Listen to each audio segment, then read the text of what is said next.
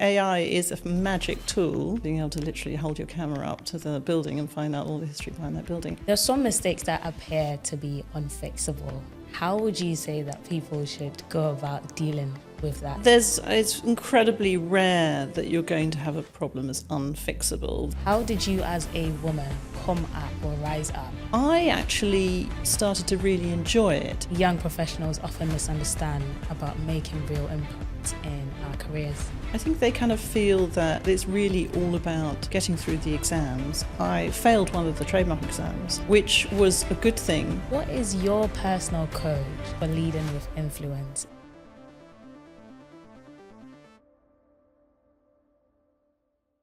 Hello, lovely viewers and listeners, and welcome to Codes of Influence. This is the podcast where we decode greatness together. I am Susana Kyei, the host of this podcast, and today I have a very special guest with me. An intellectual property consultant with over 25 years of experience as a chartered trademark attorney, a past president of the Chartered Institute of Trademark Attorneys, and a former partner at a major trademark and patent firm. She has also represented UK trademark attorneys globally and has advised both the government and the UK Intellectual Property Office on key intellectual property matters.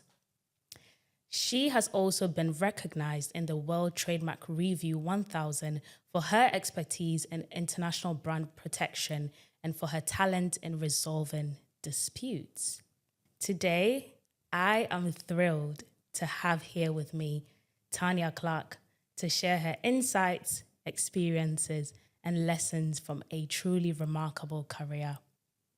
Thank you for joining me on Codes of Influence, Tania. It is such a privilege to have you here with me.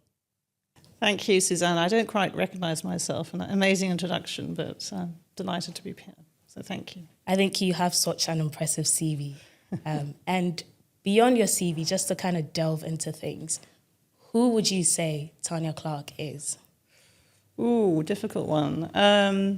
As a child, I loved kind of problem solving. I don't mean kind of doing exercises involving problems. I mean just being very practical. So a funny little quirky example is that when I was 10 years old, we had a little dog, had foot and mouth, nearly died, couldn't take any medication, wasn't eating. But I noticed that she was licking my hand. So I put sugar on my hand and she slowly but surely recovered. So funny, strange things like that I just always was able to kind of see another way through a problem. But that's how it started.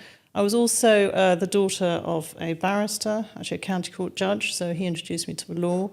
If anything, it put me off because all he ever did was read lots of books and be drafting papers and arguments. So I'm not sure whether that was such a good introduction to the law.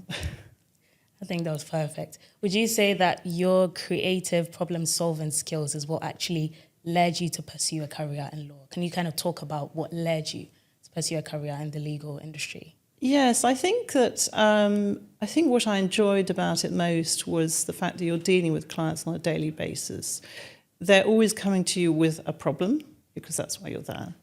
And you're trying to steer them away from the emotive side of it and trying to be very practical, but also introducing them to the legal aspects. So not necessarily drowning them in the law, but explaining things in a very common sense way.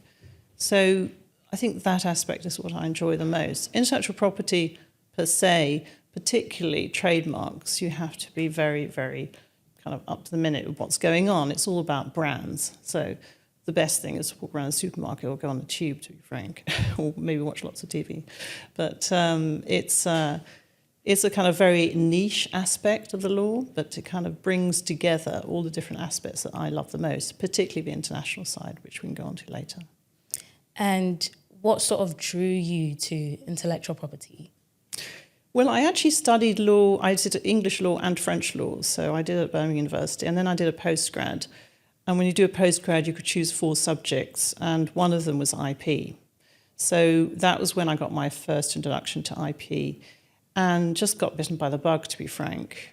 But unfortunately, I'd qualified as a barrister, and to be an IP barrister back then, you had to have a science qualification, or at least science at A-levels, which I didn't. I was all arts biased. So it meant that I went and worked for firms of solicitors, and then eventually, some years later, in my mid-30s, I then decided to re-qualify as a trademark attorney. So I came to it a bit later in life, as in trademarks per se, and as a trademark attorney, which, as you know, is a very different branch to solicitor or barrister. Better late than never. Definitely. Would you say that you encountered some obstacles going into such a technical field? Yes, probably the biggest disadvantage, to be frank, was I was the wrong side of 30 when I went into the career, and the sense of having to take exams later in life, I mean, not that much later, but having 3 young children at the time, it was a big juggling act and working part-time. And my husband's always had a very big career as a barrister, now KC, so had very little time to devote to them. So it was a juggling act. And it was also, to be frank, when you approach things when you're later in life, you have that added maturity, which certainly stood me in good stead when I then worked for a major patent and trademark firm. But initially was a disadvantage because, of course, the lectures back then were all taking place in the evenings. It was not during the daytime. And, of course, the fellow students were all in their mid-20s and had lots of time to party, as I'd be saying goodbye to them to go right home. So, yes, I mean, there are swings and roundabouts too. I'd like you to talk a bit more about that. So how did you do it, essentially, for mature students that are watching? How did you actually get to where you are?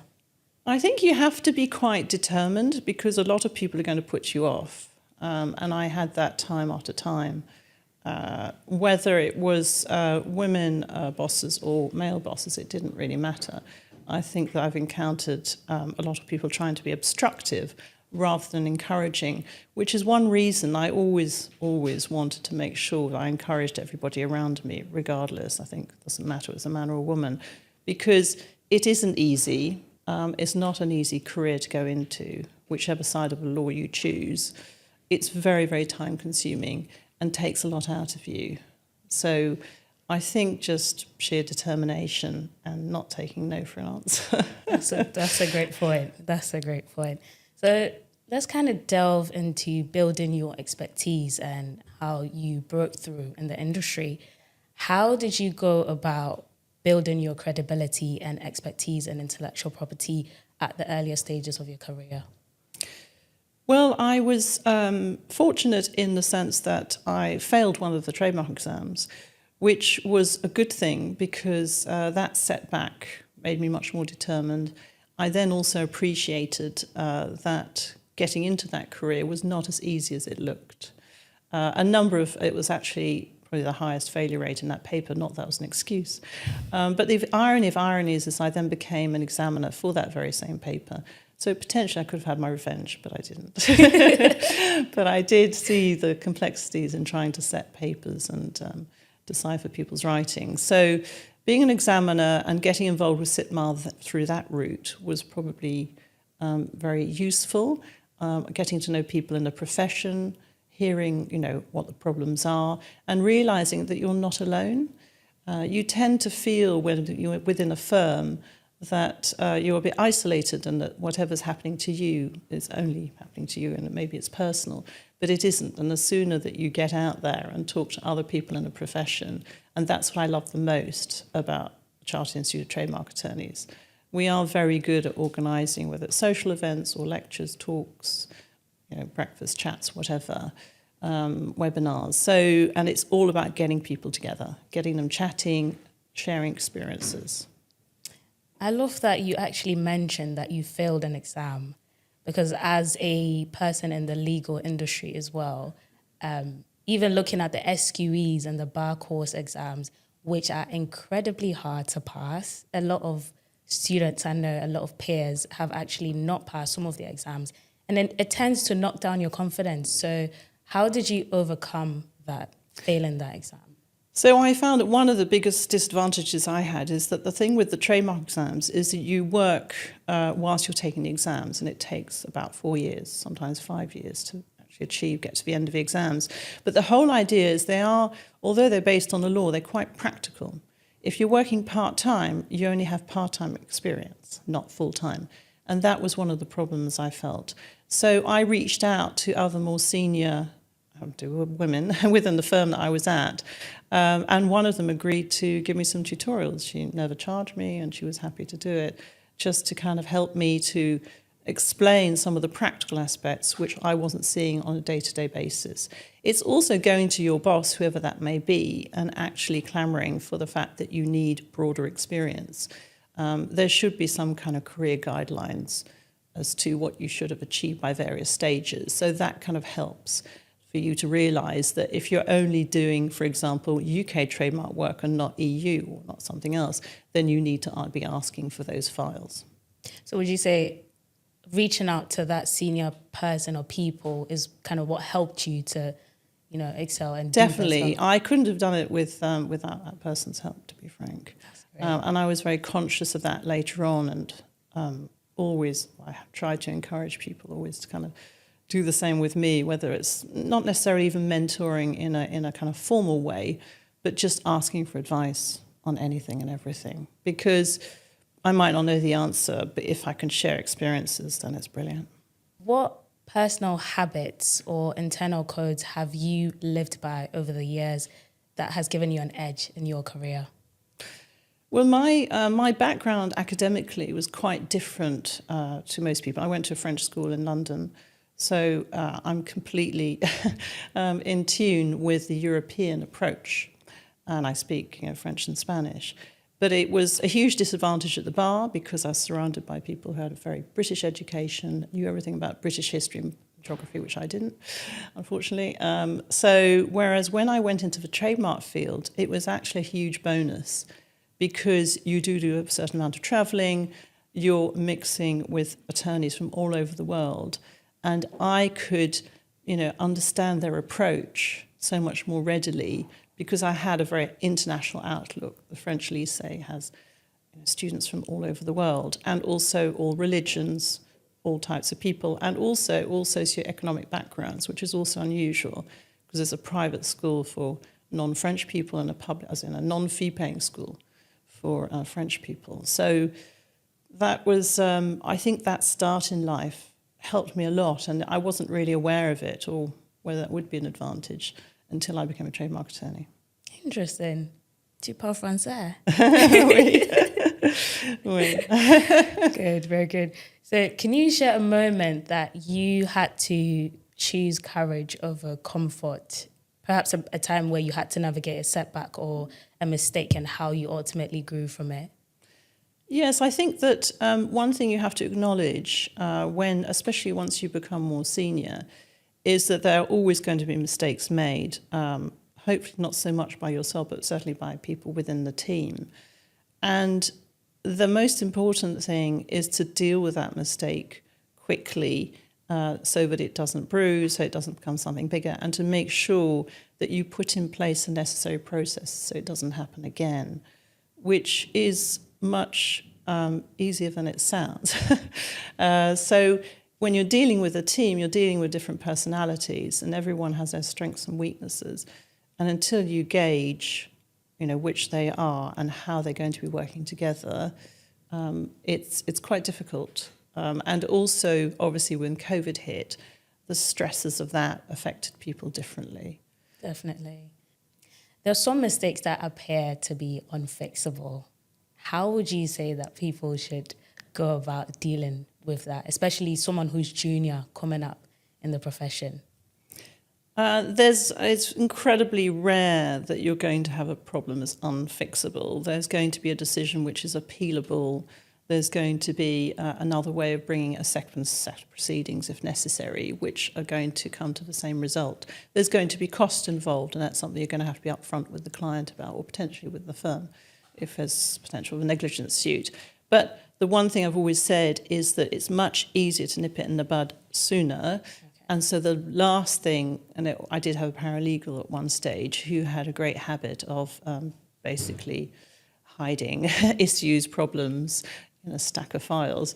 So I would routinely go through those stacks of files because the weeks went by and that would become much worse. And the client is less forgiving unless if you're very honest with them and just say, look, this mistake has occurred, this is how we're going to resolve it, and it won't cost you any more. So, that's obviously an important factor.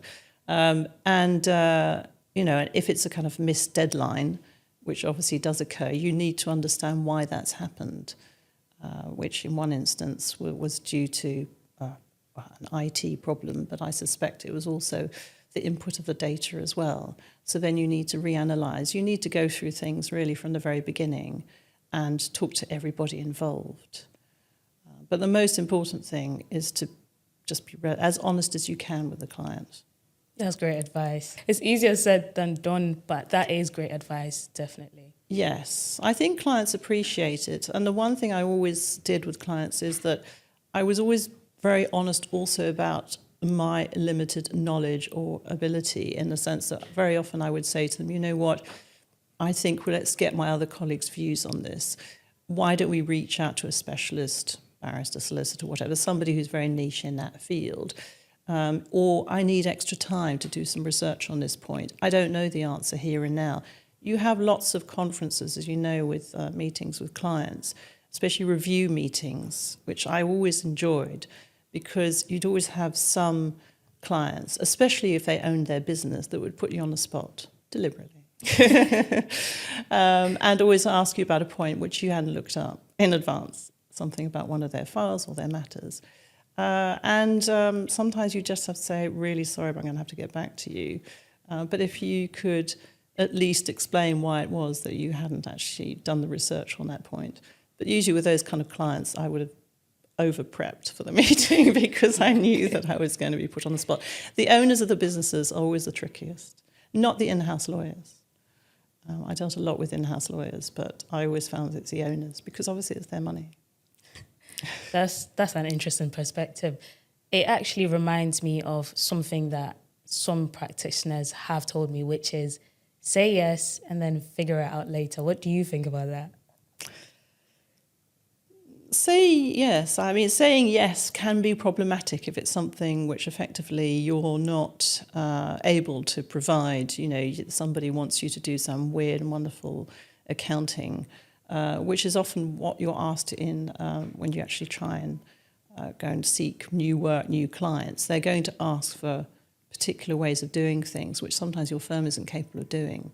So it's tricky in those situations if you just automatically say yes. You do have to use the caveat, unfortunately. And as lawyers, we're very, very good at caveats. Yeah. So it's yes, but yes, maybe. There's always a but. Yes, yes. Yeah. Okay, awesome. Let's transition then into your leadership roles. So you were a partner at a major firm, IP firm, and you were also president of the Chartered Institute of Trademark Attorneys. How did you get into those roles? Can you talk us through the journey? So the partnership, I realised I was never going to become a partner when I was working part-time. It was unheard of for anybody working part-time to become a partner. So I was, once the children were a little bit older, I decided I was going to go all out, join a different firm full-time, and go all out for partnership, per se. But unfortunately, I'm not a very political animal. I'm quite an individual. I found it hard to read the politics because each firm is different, and I kind of got used to the previous firm. And although this other firm wasn't that dissimilar, it was patent-dominated, 80% patents, 20% trademarks. But still, the different personalities, different officers. So it took me a while to kind of get my head around how I was going to manage this. It was also a problem when you join new firms, they overpromise. So they overpromise that you're going to have this great client portfolio. Fortunately, I'd always been in a position of bringing portfolios with me. And if I hadn't, it would have been quite difficult to. Obviously, it's all about your figures. So you need to be achieving figures on a routine basis every month, which sounds relatively easy, but it actually meant that I had to learn to be slightly devious, because I would hold back timesheets and not put them through that month and put them through the following month. One of the other patent attorneys advised me on this, thankfully. But I never thought that you'd have to do this. It just sounds ridiculous. But you do have to realise the game. And unfortunately, you do have to play it to get partnership. You're not going to get it otherwise. I was lucky in that going into it so much later and being 10, 15 years older than everybody else, it meant that everybody kind of my age then was already a partner, which kind of spurred me on. But it also meant I had greater maturity. So going out and selling myself and doing networking, I didn't find as difficult as others. I really relished it. I loved it. So it meant that to make up my poor sales figures over time, I could definitely kind of achieve it, if not overachieve, which, of course, firms can't ignore when you're going for partnership. So it was a mixture of things, but I'm not saying it was easy. It's a very male-dominated, still is male-dominated world with, as I say, 80% patents. In my last firm, there were 28 partners, 4 of whom were women. So it's not that easy to make yourself heard. And more importantly, at meetings, it's always very common if there's certain dominant figures to want to try and take your ideas and develop them as their own. So my word of advice on that is always look at the minutes very carefully after every meeting and make sure that they're minuted correctly, that if you've presented that idea, that then as being is yours in the sense of, it's recognised as yours. The minute taker is the most important person in every meeting. A lot of great points you touched on. Right, so I don't even know which one to tackle first. I didn't talk about presidents, sorry, yes. Okay, The CITMA presidency. I was loath to get too involved, although I was an examiner. I was loath to get too involved with CITMA because I didn't have a huge amount of spare time. It was back when the children were younger. But then I thought this would be another challenge, something else to do outside the working life. And also a way, as I said before, to meet other attorneys, which I thought would be very valuable, and to do some public speaking as well. So I did apply to go on the committee. I didn't realise it was an election. So unfortunately, more people are asking to be on the committee than they had places. And I didn't think I knew that many people, but I was very fortunate. I was elected onto it. And then after that, I just put myself forward for as many, teams meetings that I felt I would be, better at. I've always tried to play to my strengths. I don't understand why one wouldn't. So maybe, a bit of self-analysis is always quite good in the outset. I knew anything international would be my thing, because that's what I liked. And it kind of snowballed from there. And then to a certain extent, you get a tap on the shoulder, and it still happens, I think, to this day, whereby you go on the route of treasurer, then, vice president, etc. So you have a lot of training along the way, and it's a massively supportive group of people. Really, really fantastic. So I'd recommend it to anybody, not necessarily becoming president, because it's a big chunk, 2 years out of your life. It's not full-time, obviously, but the firm has to, or company, if you're working in-house, has to be engaged and has to be prepared for the fact that your billing figures are not going to be as good. You will be acquiring work from other sources, but it is a bit of a chunk. But fantastic, for the company or for the firm to be able to say that their partner employee has been involved. So I'd recommend it to anybody. I think the things that I loved the most was we developed, certainly not just me, far from me, it was a big group of people involved, but developed the pro bono. So it meant we've always done clinics at the CITMA, but the clinics were for people just to drop in for 5 minutes. But we felt there was a need for proper pro bono. So getting some of the big city firms involved, maybe not in the city now, outside, but to get them involved so that they would actually do proper pro bono work, even potentially doing trademark litigation all the way through on a pro bono basis. So that was good. The inclusive, I was IP inclusive, I was also keen on, but I was always trying to emphasise that the inclusivity should look at the socioeconomic background, because I felt that was something that's overlooked all the time whenever we talk about inclusivity. So, and also the fact that recruitment should be anonymized. I was astonished, even in a firm I was working at, to receive CVs with everybody's names and addresses on the top.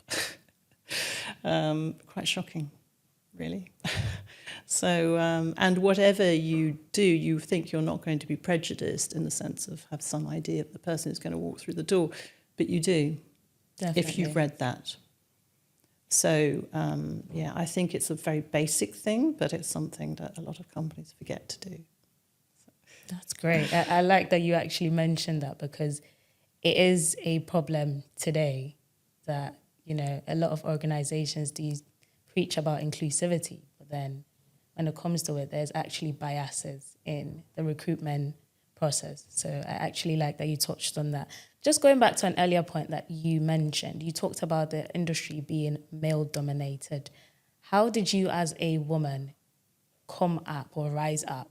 Most firms, as I said, are 80% patents, and it is very male-dominated. I actually started to really enjoy it in the sense, not so much male-dominated, it's just that patent attorneys have a very different outlook and background. They're usually incredibly bright, they have PhDs, they all have a science background. Now, having worked in firms of solicitors where probably 80% plus of the solicitors have a legal background, have studied law or something similar to that, or done a conversion course, they all come to problem solving in a similar way. But when you're talking to scientists, they tackle things very differently. And I found that very interesting, actually. I really enjoyed that, and I realised I could never have gone back to being within a law firm where everyone's a bit too similar, because I felt that particularly if there's anything super technical that came up, when there was a description of a product and there was some brand problem relating to it, especially in tech, I could go and talk to some of these patent attorneys. I always would choose some of the younger ones because they would speak in a simpler language than the more senior ones, unfortunately. But it was, so I don't know if it's necessarily I don't believe in playing the female card. My mother was a career woman, so I don't. I've kind of learnt from the best, maybe. She was a saleswoman and she was the only female amongst many, many men. So I've seen women do that. I don't think it's necessary. I think we should rise above that. We have our own strengths. We tend to be better at the juggling. We're often much better at public speaking. And, we're good networkers. We find it natural. So why not just take advantage of that rather than thinking about the problems of being a woman? So I feel that you can't ignore it. As I said, I mean, it is difficult in a meeting where you have some very dominant people who often were men. But as I said, just have the approach that your opinion is of value. You are an asset to that firm. They do recognize that. They're not going to say it. So if you're looking for approbation, you're not going to get it. So that was one reason I always wanted to compliment people if I could within the team. Obviously also be critical, but on a one-to-one basis if I needed to. So, it depends what you're looking for. If you want a kind of easier, straightforward life, then maybe don't go for the law. I think maybe we're getting better at the kind of softer skills. But in the patent profession, they've got a long way to go. Those are some great insights. So basically, or essentially, we need to play to our strengths as women and stop trying to, be like men. Yes, no, very much so. I found that, I thought I probably had more women clients than I had men clients, not deliberately or anything. It was just how it came about. So it just showed that it didn't really matter. I think that it's whoever you gel with, whoever you get on with. Clients are always going to be very appreciative of your being responsive. That's probably the first thing. And also relatively honest. I think that's what they appreciate. I think they want to have confidence in you. Obviously, yes, sometimes you're going to have to appear much more confident when behind the scenes you're thinking, there's no way you can do this in time. But is this kind of the still calmness, the team behind freaking out. So that's your job. You're the front person. You can't fall to pieces. Definitely, I agree. Right, so let's move on then to influence and reputation. What would you say are the unspoken rules of building a strong reputation and influence in the legal profession? I think to build a reputation, you inevitably are pulling on a team. It's never just you. So if you've got a strong team around you, you're going to be 10 times stronger.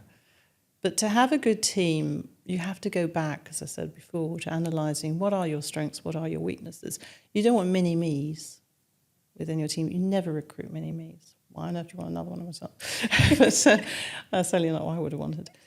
So you get a team around you which is hugely complementary and hopefully, will work well together. It's always very disruptive when somebody leaves or you add somebody or whatever. But you have to be very sensitive to that because they're going to be your strength. And without them, you're not going. But especially in trademark work and patent work as well. But I think generally in the law, you're not on your own. You're not. It's different being a barrister. But anybody other than a barrister is going to have a team. Definitely. I think that's a great take and a perspective as well, because usually a lot of people talk about different things that would enable you to grow in the profession, like maybe being confident or having a great network. And while those things are important, I do feel like it is definitely good to have a good team as well, which would enable you to get to where you want to. Because I think a good team is like 50% of the work done. Yes, if not more. Yes, I agree. I always used to disagree a lot with some of my fellow kind of partners who always wanted everybody to go to networking events or attend conferences or whatever. And I'd say, no, I think that person might be a good public speaker and therefore should try and get a speaking slot at a conference, but will be atrocious at going to a 15,000 attendee conference and milling around trying to get lots of business cards and do lots of networking. There's no point, forcing somebody into a situation in which they don't feel comfortable. You need to make people progress, obviously, but you have to also be aware of their limitations. Definitely. And people progress in different ways as well. Yes, and an ideal partnership is having different people with different strengths. So yes, it's and the other thing is I don't think you should ever. The one important thing about a team, and I'm afraid it's something I have done, is that you also need to be very aware of if things are not going well. If you've recruited the wrong person, unfortunately, asking them to leave. I have done that several times, and it's not pleasant, but the most important thing really at the end of the day is your client. And the client's paying your bills, the client's paying the firm. And so if they're not happy, and it's justifiable, and then you unfortunately have to make that decision. So, and also if there's just too much friction within the team, if that person's definitely not, just being very disruptive rather than, and there's no justification. Obviously, there's all the circumstances, but you have to make the hard decisions, but you're the team leader. So the buck stops with you. Is it one of those things that just comes with being a leader then, making those hard decisions? Yes, it's surprising how many, people don't like or don't feel that that's their role and that HR should only be the department dealing with it. I find that astonishing because obviously you're the person who recruited that individual. You made a mistake. Maybe it wasn't that obvious, but it has become obvious. And but also, or it may be that just that it's not the right position for that person, that they would be better in a different role in a different firm. So it may be a two-way process. It may be that both of you have actually thought, neither of us are keen on each other. So, but, it's important to nip things in the bud quickly if there are problems, and always try and step back and look at things from afar. You get terribly embroiled in details which sometimes aren't very relevant. And that's the great thing about a lawyer, because obviously you know what it's like. You're having a bath and you think, now I know the solution to the problem. Yeah. It's not when you're poring over the books and looking at it and reading it 100 times and reading all the clients' emails that you resolve it. It's very often when you've stepped away. That is true. I'm curious, how would you approach such a conversation? A conversation with person I'm going to have to ask to leave. Well, it's been different circumstances each time. And I think in some ways it's quite good if you can try and get that person to actually come to the conclusion that it would be better for them to leave anyway, because you'll obviously present all the circumstances and whatever's been going on and the evidence, until eventually they actually think, yeah, you're right, this isn't the job for me. Doesn't always happen, but that's the ideal, to be frank, because then at least you feel that you've both come to the right solution. But ultimately, I would be saying all that matters is the firm's reputation, because obviously there's potential negligence involved in one instance, and the team. So there may be sometimes you can actually move somebody to a different team where they're more suited. So that's kind of an option. And often if you're in a very big firm or a big in-house company or whatever, you can often do that. But you don't want to shift the burden onto somebody else, which has happened. I have seen time and time again, which is not the right approach. It's not ideal. No. So you have a problem and you just shift it to somebody else. So it's not. Yes, No. don't do that. No. That's great. Okay, what do you think young professionals often misunderstand about making real impact in our careers? I think they kind of feel that it's really all about getting through the exams, and once you've achieved that, putting it into practice, and it's all going to happen. Unfortunately, the exam taking is, although it seems incredibly hard at the time, is probably the easiest because it's quite cut and dry, and you have model answers. There's no such thing as a model email. And you're going to have to relearn everything from scratch. I've always been astonished at how, and obviously having been an examiner, I've read many an exam answer. And a trainee, even several years in, will give you an email to a client which looks like an exam answer. So you have to kind of basically, it's all about putting yourself in the shoes of the client and saying, can they understand this? Is it to the point? Is it simple? Is it clear? Is the conclusion in the first paragraph? I started out many moons ago working in firms of solicitors in the media, so with pop stars and the like, and they would never get to the last paragraph. So be lucky if they read the first paragraph. So I've always had this great belief you've got to put the conclusion or anything really important in the first paragraph, any deadline, anything, and in the heading as well, because they won't even open the email if the heading looks like it's something dull and something they don't really need to pay attention to. Every client's different, but you need to adapt. And you're also conversing a lot with attorneys where English isn't their first language. So if you start using any legal jargon, you've lost them completely. And we shouldn't be using it anyway. So it is unfortunately it's a very kind of difficult learning curve. You take the exams, you feel you've achieved it, that's it. And that's just the beginning, the beginning of the learning process. Do you think that there is a gap between completing the academic side of things and going into the profession? Do you think that lies on the educational institutions, or is that on students? So, yes, I always feel that's the one good thing, I think, about the CITMA. We used to have it in-house in terms of the training was in-house, and then we delegated to universities some years ago. And to a large extent, although it's not true of all of the universities who do the courses, quite a lot of them are practitioners. And I think there's a huge gap between an academic giving a lecture and a practitioner. Because a practitioner is always going to discuss obviously the law, but then give a practical example of, I had a problem the other day with X, Y, and Z.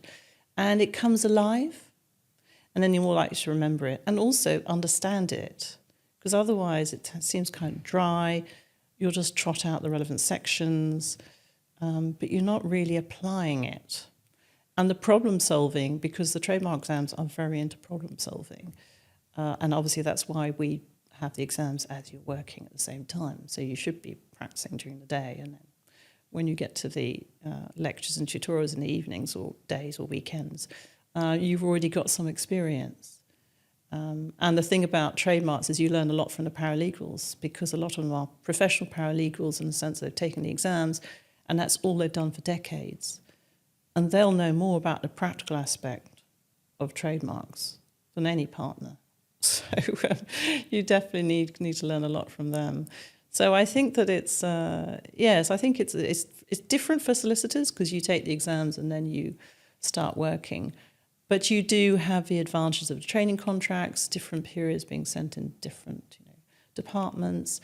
And it's just a question of kind of not just generally doing the file, but asking lots of questions, delving into it, talking to other people around, maybe even asking to look at other files relating to that client, just going a bit more in depth. You've got access to everything now. It's all electronic. So to a certain extent, you could do your own research.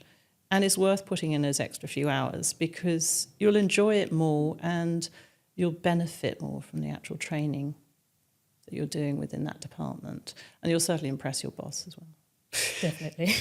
I do think that during my bar course, I was in a class with certain paralegals who actually had more of practical knowledge about the topics that we were studying in criminal litigation. So they'd be like, oh, actually, that's not how it works in practice. And I'm like, wow, that is insightful. But it does show that once you have that practical experience, you're able to actually know how to apply things in the law than just the theoretical things that we talk about in the classes. Yes, and I think the whole thing about the law, to me, is coming alive in the sense of seeing it as a live situation rather than something dry in a book. And that's what gave me a buzz. And I'm sure, probably obviously gives you a buzz as well. Yeah. Because it's more of a complete picture. Unfortunately, otherwise, if you just look at the academic side or even just the legal texts and the case law, you're seeing one aspect of it. I mean, on the case law, it depends. Some of the judgments are very well written, others are incredibly difficult to read. I understand. So, the great thing about the EU decisions is that they would always put the paragraph with the conclusion at the very beginning, actually, so you'd know exactly what was going to be decided at the end. But, yes, I think they just vary so much. But there's so much, out there now. I mean, that's the thing about AI generally, is that you can do a huge amount of research in a very short period of time. You have to be incredibly careful. I think unless you're incredibly senior in your position, I certainly wouldn't rely on any form of legal research because, as you well know, it could all be false, yeah. Which is what my husband found out the other day. He knew more about probably about this field than the AI that he was trying out, but he found it hilarious. The invented case law. So even with references that are invented and everything. That's awful. So... yes, I think, AI is a magic tool in terms of anything more superficial, tourism, whatever, being able to literally hold your camera up to the building and find out all the history behind that building. But in terms of legal research, I think you have to be wary. Drafting, I think it's very good. It's very good at sorting things out and putting things in a logical way. But, yes, be very wary. Definitely. What is your personal code for leading with influence, and what is one principle that you refuse to compromise on? I think what I've always, sought to achieve is to have people around me who are curious, because I think without any form of curiosity, you're never going to want to evolve or develop or learn new things. Or expand, whether it's within your business or on a personal level. So I think that outward looking is incredibly valuable and something that's very underestimated, actually. Not sure if that's quite answered your question, but certainly I think that's perfect. Well, it's been very lovely speaking to you, Tania. Thank you so much for sharing your insights, your expertise, your journey with me and with the viewers and listeners. I think it's been lovely and great having you as... No, thank you. I'm very flattered. Thank you so much. Thank you. And thank you, everyone, for listening, for watching. Stay tuned for more episodes. Until next time. Bye. Bye.